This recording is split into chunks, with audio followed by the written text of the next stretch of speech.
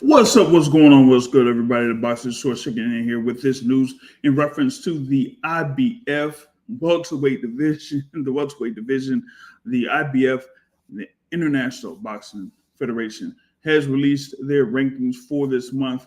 And the most notable thing that they have on there is in reference to the welterweight division, as you now have a new champion, new IBF champion. That's right, Jaron Ennis, undefeated, of course. Had his last bout in July over in Atlantic City. There against Royman Villa, was able to stop Royman Villa there to score that victory. He is now the full-fledged IBF champion. He was an interim IBF champion, but now has been elevated to full champion, as the IBF has stripped Terence Crawford from that IBF title. Terence Crawford, of course, won the belt through his victory over Errol Spence on July 29th. But the IBF had stated that they had released a letter for reference to Terence Crawford to, negotiate with their mandatory challenger at the time, which was Jaron Ennis. And, given the circumstances of the fight between Terence Crawford and Errol Spence that was on July 29th, that had the rematch clause on there. And due to that rematch clause, that forced the IBF to make the decision to strip Terence Crawford and to have Jaron Ennis be the full-fledged IBF champion. Now, this is kind of like a similar situation to what happened some time ago when you had Tyson Fury, who defeated Vladimir Klitschko to become unified heavyweight champion, but then the IBF had stripped Tyson Fury 9 days later for them to have the belt vacant and to have it to the point where you had Charles Martin going off against Vladislav Glaskov over at the Barclays Center, in January, January 2016 or something like that. That was a long time ago. But this is kind of like that similar situation, So, with that being said, that kind of says, hey, first off, with Jaron Ennis, he, was looking for that world title shot, whether it was against Terence Crawford or against Errol Spence some time back, but didn't, necessarily come to fruition in that sense. But now he is a full-fledged IBF champion, and we got to see, what's going to be next for Jaron Ennis. I mean, you got, Cody Crowley out there. That is a top-ranked contender. You got Jamal James, that's also a top-ranked contender there in the IBF. You also have Mario Barrios that has, mentioned that he really doesn't have issues facing Jaron Ennis here, but we'll have to see if that's true or not. But given the rankings that are out there for the IBF, I did mention Cody Crowley, I did mention Jamal James. You also have Gabriel Valenzuela that has been entered into the rankings. Maybe they could have something with Giovanni Santillan, but the thing with Santillan is he's a top-ranked fighter, so I don't know how that's going to work out either. But the IBF has, granted Jaron Ennis a voluntary defense of that IBF championship, as of course he was the interim champ, so he had been mandatory moved up to interim basically, and now it's a full champ, so he'll really have to worry about a mandatory at this time. But with that being said, hey, Ennis is finally a world champion, but we're going to see him defend the IBF welterweight championship sometime in the next few months or so. We'll see about that.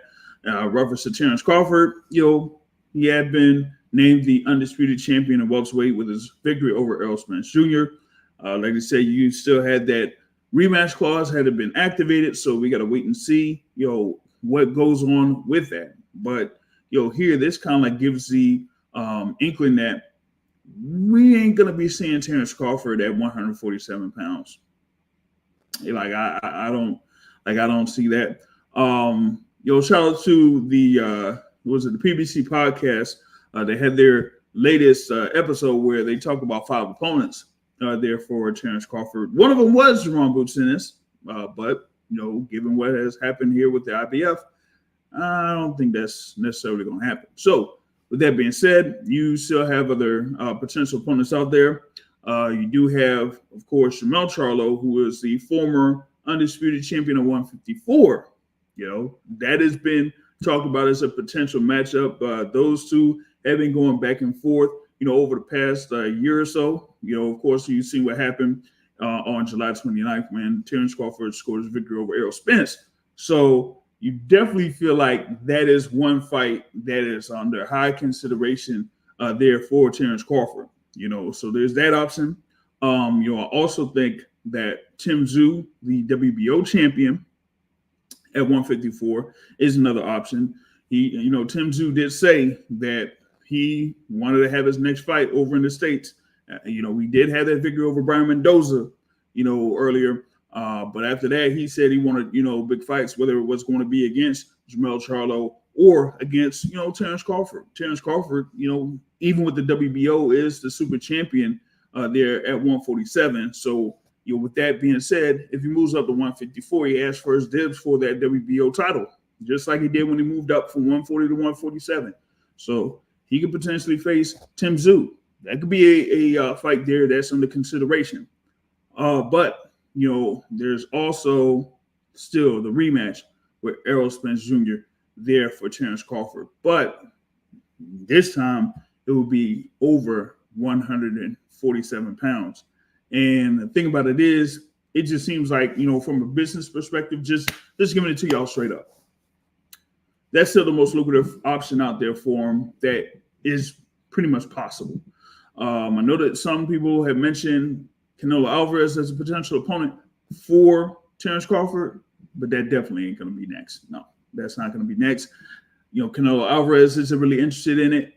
And I really don't see where Terence Crawford would go from, being at, 150 or so pounds going up to 160, I'd say 164, 162 or something like that. Not no full 168 to face Canelo. So even though it'll be a battle between two of the guys that are among the top in the pound for pound rankings, I just don't see that happening. I don't see Canelo really going for that option, at least not at this particular point. So that being said, to me, here are the top three potential opponents there for Terence Crawford next. Okay. Number 3, Tim Tszyu. Number 2, Jermell Charlo.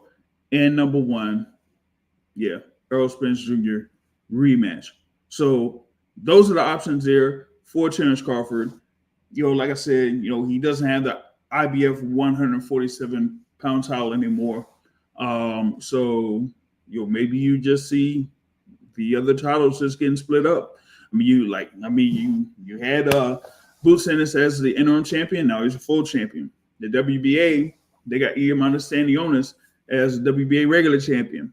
They got, under WBC, they got Mario Barrios as the WBC interim champion. So the IBF has done their thing. Let's see if the WBA, the WBC, and even the WBO, let's see if they follow suit as far as saying, hey, y'all went ahead.